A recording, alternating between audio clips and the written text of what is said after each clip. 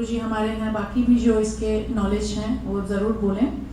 तो कैसे होता है, जैसे हम कहते हैं अंश, जो चीज़ें चली जाती हैं उसका कुछ ना कुछ पार्ट्स रह जाता है हमेशा।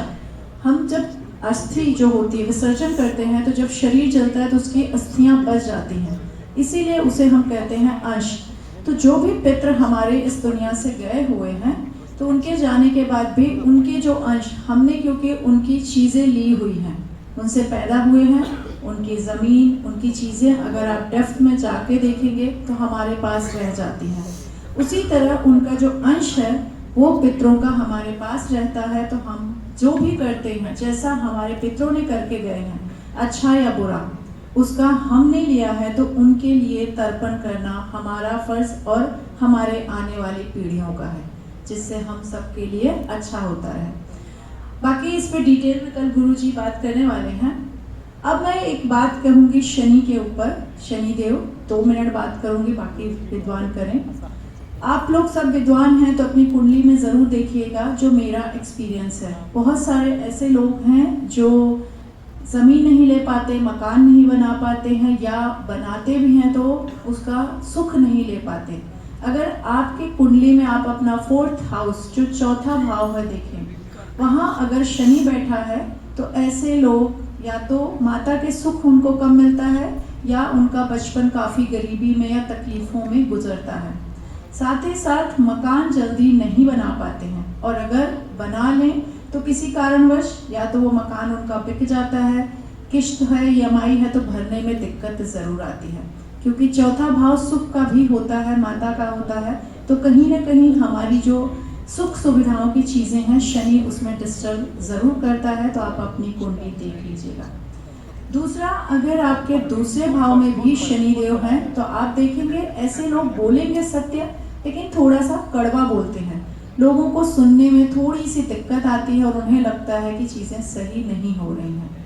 तो आप देखेंगे ऐसे लोगों का पारिवारिक जीवन में ज़रूर परेशानियां देखने को आपको मिलेंगी। बस इतना ही कहूँगी कि अंजन भाई ने जो यहाँ पर हम सबको एकत्रित किया है, हमारे उत्तर प्रदेश का मान सम्मान बढ़ाया है।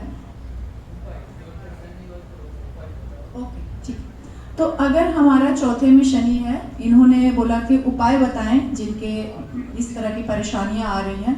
तो सबसे बड़ा उपाय यही होता है कि आपकी अगर माता से या माता तुल्य जो भी स्त्री हैं उनका सम्मान करें तो आपके लिए चीज़ें ज़्यादा अच्छी होगी। क्योंकि ऐसे लोगों को अपने माँ के साथ में या घर की जो भी फीमेल्स हैं उनके साथ भी उनके अच्छे रिश्ते नहीं रहते हैं। तो रिस्पेक्ट ज़रूर दें अपनी माँ को या जो भी मातुल्य हैं, तो आपका देखेंगे शनि धीरे धीरे ठीक होगा। सेकेंड, सबसे बड़ा शनि का कहा गया है कि कर्म अच्छे रखिए, वाणी को शुद्ध और साफ रखिए, यानी सत्य बोलिए।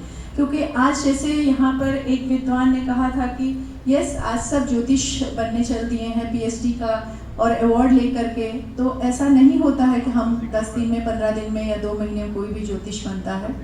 पढ़ाई करनी पड़ती है, साथ ही साथ प्रैक्टिकल, जब आप लोगों को प्रैक्टिकल देखते हैं, चीज़ें करते करते आपको उसका ज्ञान आता है। तो सच्चाई और ईमानदारी अगर रखेंगे तो शनिदेव आपकी परीक्षा लेके भी आपको आगे ज़रूर बढ़ाते हैं।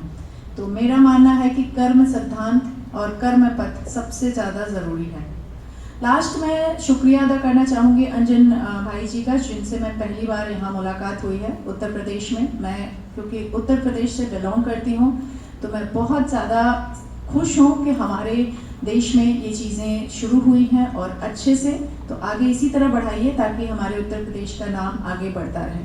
सभी का शुक्रिया तहे दिल से।